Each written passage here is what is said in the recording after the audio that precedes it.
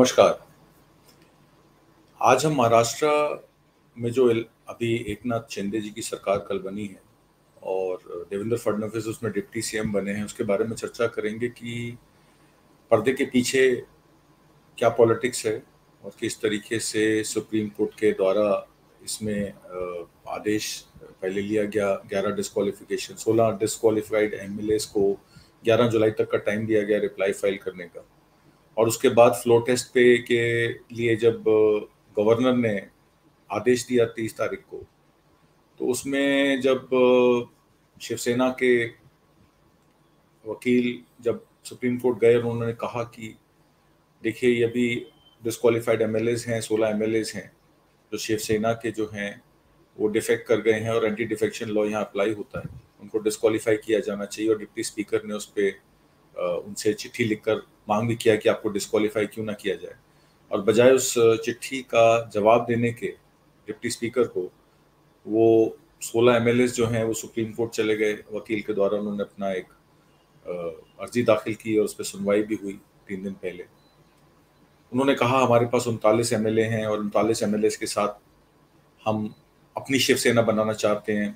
हालांकि anti defection law in चीज़ों पे बड़ा क्लियर है कि आप जब तक जिस पार्टी के द्वारा अपना नुमाइंदा बन के आते हैं, रिप्रेजेंटेटिव बन के आते हैं स्टेट असेंबली में, तो जब तक अगर आप मान लीजिए उस अपनी मेन पार्टी से, अपनी पेरेंट पार्टी से रिजाइन करते हैं या उनके विपरीत जाते हैं या पार्टी की विप के विपरीत जाते हैं और मीटिंग नहीं अटेंड करते हैं, तो बड़ा क्लियर कट केस है कि आप पार्टी के अपने हित में काम नहीं कर रहे हैं। और इसमें आपको री इलेक्शन के लिए अपनी असेंबली में जाना चाहिए, अपने लोगों के पास जाना चाहिए कि देखिए शिवसेना में हमने इतने साल, 2.5 साल इस सरकार में काम किया, उससे पहले हम 3 बार या 4 बार से एमएलए हैं, पर हमारी बात नहीं सुनी जाती है और इसलिए हम आपके पास दोबारा वोट मांगने आए हैं। और फिर आपका काडर अगर आपको जिता के वापस असेंबली में भेजे तो आप अपनी पार्टी बना सकते हैं और बीजेपी के साथ या किसी भी और मुख्य पार्टियों के साथ मिलकर अपनी कोalition की गवर्नमेंट बना सकते हैं। पर इस केस में क्या हुआ कि सुप्रीम कोर्ट ने पहले तो उन 16 एमएलए की डिस्क्वालिफिकेशन को होल्ड पे रख दिया 11 जुलाई तक, और डिप्टी स्पीकर को कहा गया कि 16 एमएलए को कहा गया कि डिप्टी स्पीकर को आप चिट्ठी लिख के पहले आप ये जवाब दें कि आपको डिस्क्वालीफाई क्यों नहीं किया जाना चाहिए, और उसके बाद जब डिप्टी स्पीकर का जवाब और रिजॉइंडर फाइल हो जाए तो कोर्ट सुनवाई करेगी उस पर। अब डिस्क्वालिफिकेशन ऑफ एमएलए पे जब सुनवाई चल रही थी या बात चल रही थी, तो उसमें फिर फ्लोर टेस्ट कराने की इतनी जल्दी क्यों हुई उन रेबल एमएलए को। और जिस तरीके से कल तक बात निकल के आ रही थी कि देवेंद्र फडणवीस सीएम होंगे पर उनको डिप्टी सीएम बना दिया गया, जबकि उनको ये भी नहीं पता था कि वो डिप्टी सीएम भी बनेंगे। और एकनाथ शिंदे को शिवसेना का कार्यभार, मतलब शिवसेना के जो एक्स एमएलए हैं उनको सीएम बना दिया गया। अपने 39 एमएलए का सपोर्ट वो कह रहे हैं मेरे पास है, अभी फ्लोर टेस्ट होना बाकी है, 2 तारीख को फ्लोर टेस्ट होगा, देखिए क्या होता है उसमें। पर एक बात जो है वो ये बड़ा क्लियर हो जाता है कि जो ये एंटी डिफेक्शन लॉ है इसकी धज्जियां उड़ गई कि जो एमएलए शिवसेना की टिकट पर इलेक्शन जीत कर आए और जीतने के बाद वो 2.5 साल उस सरकार में भी रहे, महाराष्ट्र विकास आघाड़ी की जो कांग्रेस और एनसीपी के साथ बन के आई, और उसके बाद जब 2.5 साल के कार्यकाल के बाद उनको ऐसा लगा कि नहीं अब हमारी महत्वाकांक्षाएं या हमारी जो रिक्वायरमेंट है वो बढ़ गई, और उसके बाद वो फिर डिफेक्ट करते हैं और बीजेपी के 106 एमएलए उनको सपोर्ट करके उनकी सरकार बता देते हैं, ये कह के कि उनके पास 40 एमएलए शिवसेना के हैं और 10 एमएलए इंडिपेंडेंट और एक रीजनल पार्टी के 2 एमएलए हैं। कुल मिला के वो अपना 50 एमएलए के सपोर्ट से आज की डेट में कह रहे हैं कि उनकी सरकार बन गई है और बीजेपी के 106 एमएलए को सपोर्ट कर रहे हैं। 144 एमएलए का मेजॉरिटी बनती है, हाफ वे मार्क, क्योंकि 288 में एक एमएलए की डेथ होने के बाद 287 एमएलए की असेंबली रह गई थी, तो 144 एमएलए जिसके पास होंगे वो सरकार बनाएगा। इसमें 2014 में प्रधानमंत्री मोदी ने एक अपनी नेशनल फाउंडेशन डे पे 42वां नेशनल फाउंडेशन डे जो हुआ था, उसमें एक बात कही थी कि इस देश में परिवारवाद मुक्त भारत होना चाहिए, सरकार होनी चाहिए। परिवारवाद मुक्त के अलावा उन्होंने कहा करप्शन फ्री सरकार होनी चाहिए, और जो फैमिली बिजनेस है वो खत्म होना चाहिए किसी भी पार्टी में। तो उनका डायरेक्ट अटैक तो पहले राहुल गांधी पे था। राहुल गांधी, सोनिया गांधी जो कांग्रेस के संस्थापकों के आगे वंशज हैं, जो उस कांग्रेस की पार्टी को चलाते हैं, तो उनका पहला निशाना उन पे था। और फिर उनका निशाना मुझे लगता है कि उद्धव ठाकरे और उनके बेटे आदित्य ठाकरे पे भी था कि आदित्य ठाकरे के पास पूरा एक कंट्रोल था पार्टी का और उद्धव ठाकरे उसके सीएम थे। अगर हम वापस चले जाएं 2019 में जब सरकार बननी थी तो किस तरीके से देवेंद्र फडणवीस को अजीत पवार के साथ ले जाके, एनसीपी के उस टाइम वो एमएलए थे, तो अजीत पवार के साथ ले जाके कोश्यारी साहब जो उत्तराखंड के हैं, गवर्नर है महाराष्ट्र के, उनके घर ले जाके स्वेरिंग इन कराई गई सुबह सुबह। और उसके बाद एनसीपी और कांग्रेस ने, शरद पवार ने और कांग्रेस ने मिलके उसका तख्ता पलट किया और ये कहा कि ये सरकार जो है वो गैर संवैधानिक है क्योंकि इनके पास रिक्वायर्ड स्ट्रेंथ नहीं है। और अजीत पवार को बैक ट्रैक कराया गया शरद पवार के द्वारा क्योंकि उनके भतीजे लगते हैं। तो 106 एमएलए जो बीजेपी के जीत के आए, उनका ये कहना है कि ये जो कोलिशन हमने इलेक्शन जीता 2019 में महाराष्ट्र और बीजेपी ने मिलके एक हिंदुत्व के एजेंडे पे, एक हिंदू राष्ट्रवादी सरकार के एजेंडे पे, तो कहीं ना कहीं शिवसेना ने हमें धोखा दिया। हालांकि ये बात भी निकल के आ रही है कि उद्धव ठाकरे ने जब गवर्नमेंट बनी थी 2019 में तो बीजेपी को प्रपोजल दिया था कि 2.5 साल हमारा सीएम बन जाएगा और 2.5 साल आपका सीएम बन जाए, हम डिप्टी सीएम बन जाएंगे जब आप सीएम होंगे, और जब हम सीएम होंगे तो आप अपना डिप्टी सीएम नॉमिनेट कर सकते हैं। वो फॉर्मूला कहीं बीजेपी के साथ काम नहीं किया तो शिवसेना के पास कोई विकल्प नहीं बचा एनसीपी के पास और कांग्रेस के पास जाने का। तब महाराष्ट्र विकास आघाड़ी की सरकार बनी। हालांकि बीजेपी का ये आरोप है शिवसेना पर कि उन्होंने प्रपोजल दिया था कि उद्धव ठाकरे को छोड़ के शिवसेना से किसी को भी सीएम बना दीजिए। चंद्रकांत पाटिल का नाम शायद उस टाइम चल रहा था कि उनको सीएम बना दीजिए, हम सपोर्ट कर देंगे। ये बीजेपी का कहना है। हालांकि इसमें कितनी सच्चाई है, कितना झूठ है, कितना सच है, इसका आकलन तो भी नहीं किया जा सकता। एक बात तो तय है कि महाराष्ट्र की सरकार गिरने से एक जॉइंट यूनिटी, जो ऑपोजिशन यूनिटी होती है, जो कहते हैं आप जोड़ तोड़ की जो सरकार बनती है, उसको कोalition की सरकार को एक आहत पहुंची है। क्योंकि आपने जिस तरीके से देखा बिहार में आरजेडी और जेडीयू के गठबंधन को तोड़कर जेडीयू को किस तरीके से नीतीश कुमार को बीजेपी का सपोर्ट लेना पड़ा। और आज की डेट में एक समय में नीतीश कुमार जी का नाम प्रेसिडेंट के लिए नॉमिनेशन की बात चल रही थी बीजेपी के खेमे में। अब तो नीतीश कुमार जी एक रीजनल और प्राइम मिनिस्टर बनने की भी बात उनकी थर्ड मोर्चे में चली थी 2019 के इलेक्शन में। पर अब नीतीश कुमार का जो कारोबार है वो सिर्फ बिहार तक सीमित रह गया है। जहां जहां भारतीय जनता पार्टी ने कोलिशंस किए हैं, वहां वहां जिनके साथ भी, जिन रीजनल पार्टीज के साथ कोलिशन किया है, उनके साथ वो जो पार्टी है वो आगे से पनप नहीं पाई है और वो रीजनल पार्टी ही बन के ही रह गई। और बीजेपी अपने सामने किसी दूसरी नेशनल पार्टी को खड़े देखना नहीं चाहती। तो अगर वो कहती कि परिवारवाद खत्म होना चाहिए तो उनका कहीं ना कहीं कांग्रेस मुक्त भारत, ऑपोजिशन मुक्त भारत और सिंगल पार्टी रूल का जो एजेंडा है वो चलता नजर आ रहा है। हालांकि आज से बीजेपी की एक नेशनल एग्जीक्यूटिव मीटिंग भी शुरू हुई है हैदराबाद में। अब चूंकि हैदराबाद में इलेक्शन है तेलंगाना में, के चंद्रशेखर राव की गवर्नमेंट है वहां पे, टीआरएस की, तेलंगाना राज्य समिति की, तो वहां पे भी बीजेपी किसी तरीके से सेंधमारी करना चाहती है। अपने काडर को, तेलंगाना के और आंध्रा के काडर को बुलाकर नेशनल एग्जीक्यूटिव मीटिंग तो उन्होंने बुलाई है कि बीजेपी को उस एरिया में मजबूत किया जाए। आने वाले 2023 में इलेक्शंस हैं, मिजोरम में है, मणिपुर में है, आपका राजस्थान में इलेक्शंस ड्यू हैं। तो जो स्टेटें हैं उनमें मेघालय, नागालैंड, त्रिपुरा, कर्नाटका, छत्तीसगढ़, एमपी, मिजोरम एंड राजस्थान, ये 2023 में इलेक्शन है। और राजस्थान में आपने देखा उदयपुर में जो एक घटना हुई, एक आदमी को उसी की दुकान में, कन्हैया लाल को उसी की दुकान में उसका गला रेत के उसकी हत्या कर दी गई। और उसको ये कहा गया कि दो फैनेटिक्स थे, एक पाकिस्तान से ट्रेंड मिलिटेंट था और एक वहाँ पे, ये लोग वहाँ वेल्डर की नौकरी, छोटी मोटी नौकरी करके अपना जीवन यापन कर रहे थे। और एक दिन वो किसी टेलर की दुकान में गए नुपुर शर्मा के बयान को लेकर कि नुपुर शर्मा जो कर रही है वो ठीक कर रही है। कन्हैया लाल ने कहीं फेसबुक पे या अपने सोशल मीडिया चैनल पे, सोशल मीडिया अपने अकाउंट में कहीं उसको कहा कि नुपुर शर्मा ठीक हैं जो कह रही हैं वो। तो उसके एवज में उन्होंने जाके उनको मार दिया और बड़ी शर्मनाक घटना थी। वो दोनों पकड़े भी गए। उदयपुर की पुलिस ने, काफ़ी राजस्थान की पुलिस ने, उनकी एसआईटी ने जाके उनको पकड़ लिया, घर दबोच लिया। खैर ये इस तरह के अपराध जो हैं वो निंदनीय है, नहीं होने चाहिए। पर ये अराजकता का माहौल फैला कौन रहा है? आज सुप्रीम कोर्ट ने भी, नुपुर शर्मा ने एक अर्जी दी थी अपने वकील सीनियर एडवोकेट मनिंदर सिंह के द्वारा कि मुझे प्रोटेक्शन दी जाए और मुझे रिलीफ दिया जाए, मेरे खिलाफ एफआईआर है।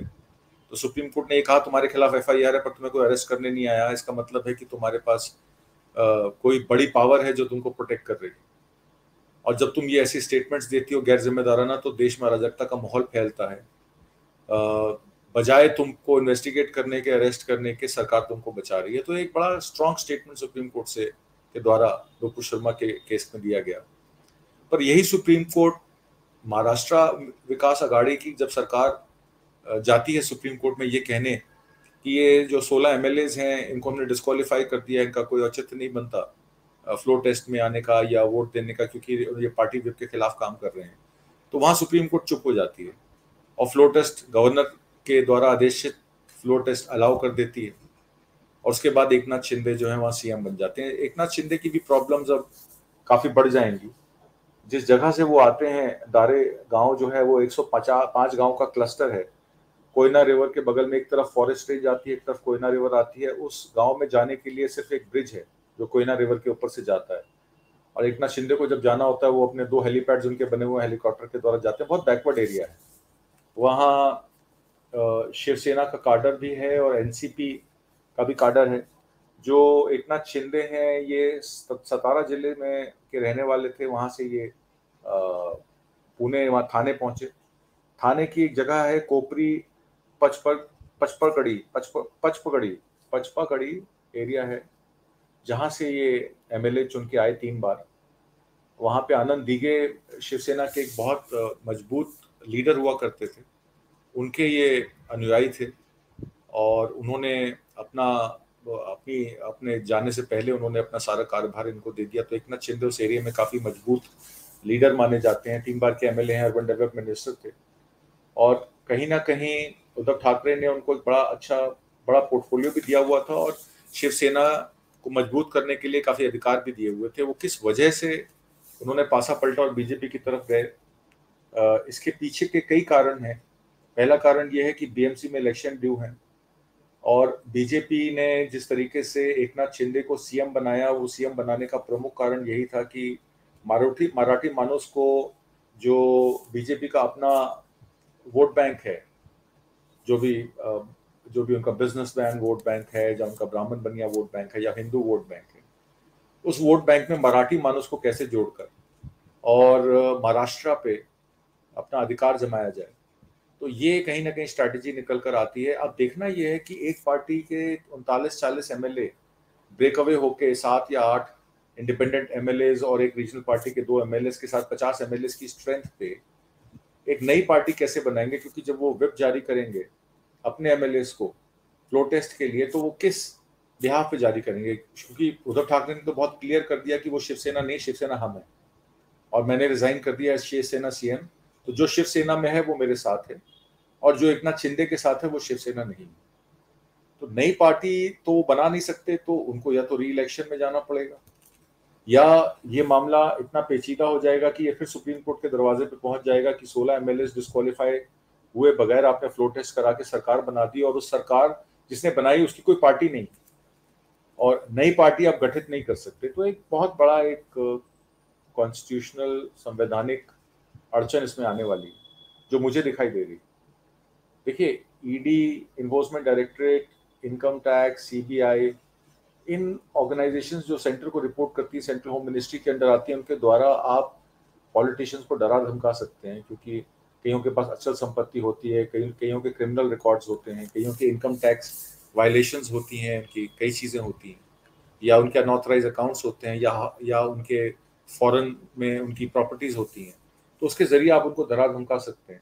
अभी शरद पवार को भी एनसीपी के इनकम टैक्स के नोटिस आए कि आपने 2004, 9, 19 के इलेक्शन में जो आपने हलफनामे दाखिल किए, उस हलफनामों के द्वारा की प्रॉपर्टीज क्या क्या हैं उसकी उसकी डिटेल्स मांगी गई। तो इस तरीके से डरा धमका के लोगों को जिस तरीके से प्रताड़ित करके सेंटर के लोग स्टेट में अपना वर्चस्व जमाने की कोशिश कर रहे हैं। तो इससे जो स्टेट ऑटोनॉमी है या स्टेट की फेडरेशन है या फेडरल स्ट्रक्चर है, देश का संवैधानिक लोकतांत्रिक ढांचा जो है, उसको आहत मिलती है, क्योंकि इंडिया फेडरेशन ऑफ स्टेट्स है, और अगर स्टेट्स के पास अख्तियार नहीं होंगे अपने लीडर चुनने का, अपना फैसला करने का, या अपने तरीके से सरकार चलाने का, तो वो आगे कैसे कामयाब होंगे।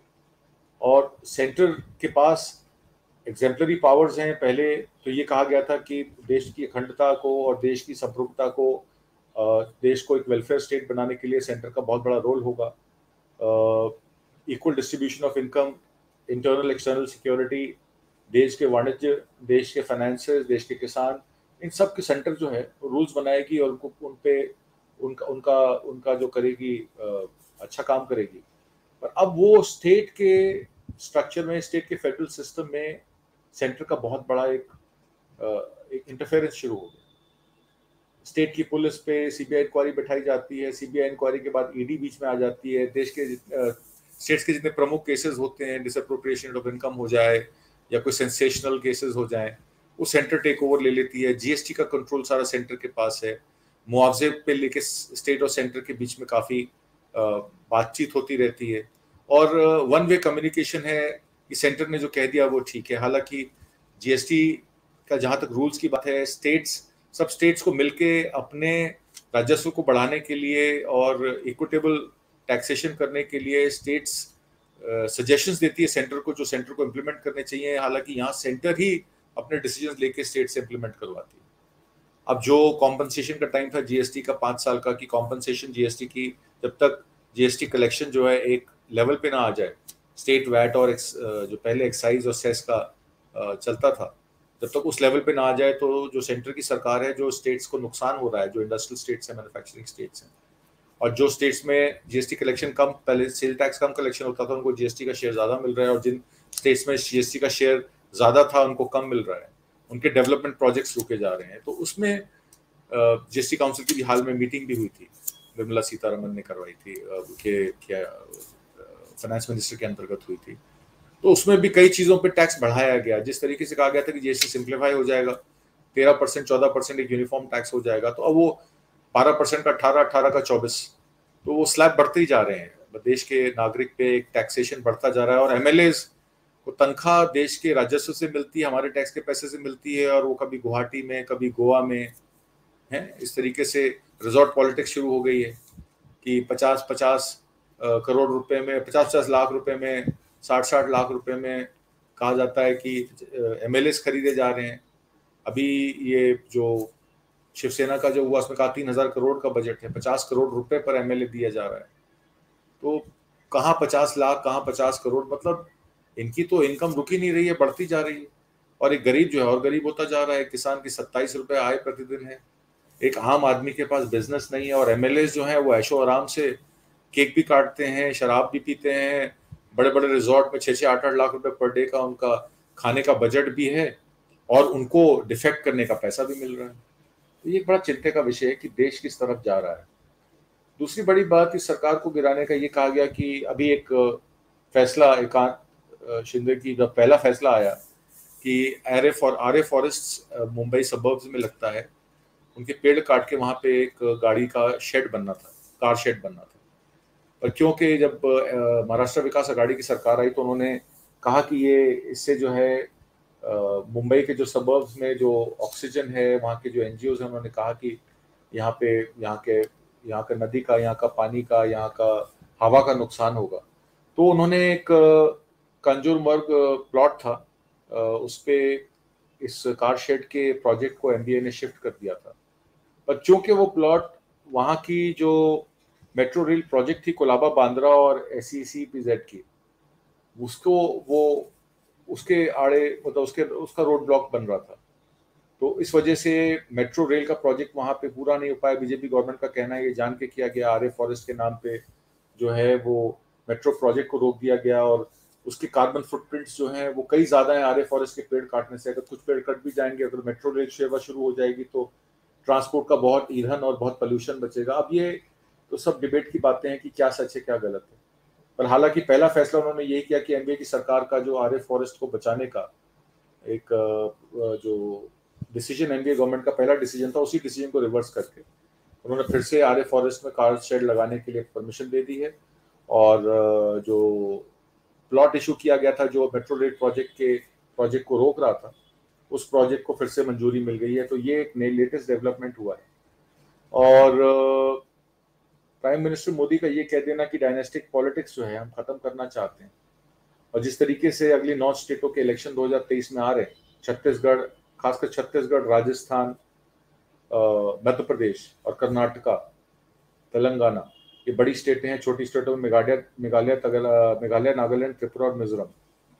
तो इन स्टेटों में इलेक्शन के करके ये एक नई रणनीति बनाई जा रही है। और 2024 के इलेक्शन में परिवारवाद मुक्त भारत का एक नारा देने का जो आज नेशनल एग्जीक्यूटिव मीटिंग का कैंपेन चल रहा है, तो उसमें देखना पड़ेगा कि इसमें सरकार एक तरफ तो कहती है कि ऑपोजिशन की पार्टीज में परिवारवाद है, और जबकि उनके खुद की फैमिलीज में, जबकि उनके खुद की लीडरशिप में परिवारवाद है। जितने भी उनकी नई ब्रीड ऑफ मिनिस्टर्स हैं, सब वो बच्चे जो हैं पुराने चीफ मिनिस्टरों के, बीजेपी या संघ के लोगों के फैमिली से ही निकल के आते हैं। एक प्रधानमंत्री मोदी सिर्फ है जिनकी फैमिली नहीं है, इसलिए वो परिवारवाद मुक्त भारत की बात करते हैं और बड़े जोश से करते हैं। उनके नीचे ही अमित शाह बैठे हैं, जो जय शाह, जिनकी आप बात करें, जिनकी आय 10,000 रुपए भी नहीं थी, उनकी आय करोड़ों में चली गई कई सालों में। बीसीसीआई के वो जनरल सेक्रेटरी भी बन गए, जबकि वो क्रिकेट खेलना भी नहीं जानते। और अनुराग ठाकुर मिनिस्टर बन गए, उनके फादर चीफ मिनिस्टर हुआ करते थे। पीयूष गोयल के फादर खजांची हुआ करते थे बीजेपी की, जब आपके अटल बिहारी वाजपेयी और एल.के. आडवाणी जी की सरकार थी, उस समय में बीजेपी कार्यकारिणी के वो कोषाध्यक्ष भी थे और सारा फाइनेंसेस का काम संभालते थे पीयूष गोयल के फादर। और भी कितने एग्जाम्पल्स हैं, 3600 एग्जाम्पल हैं। राजस्थान में ले लीजिए और महाराष्ट्र में भी ले लीजिए, मतलब सब सरकारों में परिवारवाद तो बीजेपी में भी है। करप्शन जितना एक्यूज आप ऑपोजिशन को करते हैं या कोलिशन गवर्नमेंट्स को करते हैं करप्शन के लिए, उससे कई ज्यादा करप्शन तो बीजेपी की सेंट्रल सरकार में है। श्रीलंका में जिस तरीके से एक आदमी ने, वहां के एक जिम्मेदार पब्लिक सर्वेंट ने ये कहा कि मुझे कहा गया कि प्रधानमंत्री मोदी ने श्रीलंका के प्रेसिडेंट को कहा कि ये विंड पावर का प्रोजेक्ट जो है, जिसके लिए हम ग्रांट दे रहे हैं, वो अदानी को दिया जाए।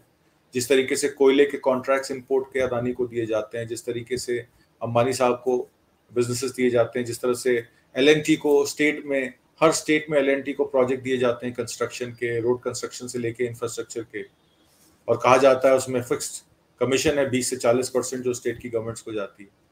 जो सेंट्रल विस्ता प्रोजेक्ट है उसमें भी एल.एन.टी और टाटा को प्रोजेक्ट दिए गए। तो कुछ चुनिंदा लोग हैं जो इलेक्टोरल बॉन्ड्स के थ्रू बीजेपी को फंड करते हैं और उन्हीं को वो बिजनेसेस मिलते हैं। तो बड़ा क्लियर कट एक बिजनेस मॉडल है जो ये बीजेपी की सरकार चला रही है। तो क्या उनके पास कोई मॉरल ग्राउंड है, कोई मोरालिटी है जिसमें वो परिवारवाद की बात करती है, या दूसरी ऑपोजिशन कांग्रेस को या शिवसेना को या आरजेडी को परिवारवाद की पार्टी बताती है? महाराष्ट्र में 48 मेंबर पार्लियामेंट्स हैं, इसमें 19 मेंबर पार्लियामेंट शिवसेना के हैं और 3 राज्यसभा के मेंबर भी हैं। अभी बीएमसी और थाने कॉर्पोरेशंस के इलेक्शंस आ रहे हैं। तो जिस तरीके से ये देश प्रेम और परिवारवाद का एक नया मुद्दा शुरू करके एक पोलराइजेशन या एक वोट बटोरने की या एक नया एजेंडा लागू करने की 2024 का, ये जो बात की जा रही है, इस बात पे जनता को विचार करना चाहिए, सोचना चाहिए, समझना चाहिए कि किस तरीके से आर्म ट्विस्ट करके ईडी, सीबीआई, इनकम टैक्स को अपना वेपन बना के और ऑपोजिशन को खत्म किया जा रहा है। और ऑपोजिशन पार्टीज को भी समझना चाहिए कि अगर कोalition गवर्नमेंट से आप बीजेपी को कंट्रोल नहीं कर सकते, जो इस तरीके, जो सिंगल लार्जेस्ट पार्टी इस देश में है, तो उसके लिए फिर एक सिंगल पार्टी को, या तो वो कांग्रेस हो या जो भी हो, कांग्रेस को ही मेरे हिसाब से एक सिंगल लार्जेस्ट पार्टी के तौर पे मजबूत करना चाहिए सारी ऑपोजिशन पार्टीज को मिलकर, ताकि एक बार तो 2024 में फैसला हो जाए कि पब्लिक क्या चाहती है। कोलिशन पॉलिटिक्स आने वाले समय में अगर बीजेपी को आपको काउंटर करना है तो कोलिशन पॉलिटिक्स से इतना फायदा नहीं मिलेगा मेरे हिसाब से। अगर एक सिंगल लार्जेस्ट पार्टी निकल के आती है देश में जो बीजेपी को टक्कर दे सकती है सारे लोकसभा सीटों पर, तो उसी को करना चाहिए। रीजनल पार्टीज को मिलके उनके हाथ मजबूत करने चाहिए और एक कोई फॉर्मूला बनाना चाहिए जिसमें वो, जिस तरीके की हॉर्स ट्रेडिंग हो रही है और जिस तरीके से पैसे का आदान प्रदान हो रहा है वो कैसे रुके, और कैसे आगे लोग जो हैं इस देश की उन्नति में, इस देश की इक्विटेबल इन्वेस्टमेंट हो, एक फॉरेन इन्वेस्टमेंट आए, इक्विटेबल इनकम हो, हर आदमी को मौका मिले। हर आदमी चाहता है मेरा बच्चा आगे पढ़े लिखे, उसको नौकरी मिले। और जिस तरीके से देश में भुखमरी फैल गई है, नौकरियां हैं नहीं, बेरोजगारी है, मनरेगा में एम्प्लॉयमेंट का भार बढ़ता जा रहा है और उसमें भी करप्शन है। कई जगह जो है वो मनरेगा का फंड जो है मिसयूज किया जाता है। तो कई चीजें हैं इस पे, हम लोग आगे भी चर्चा करेंगे। तो आज महाराष्ट्र को लेकर हमारी चर्चा थी। अब तक मुझे आज्ञा दीजिए, नमस्कार।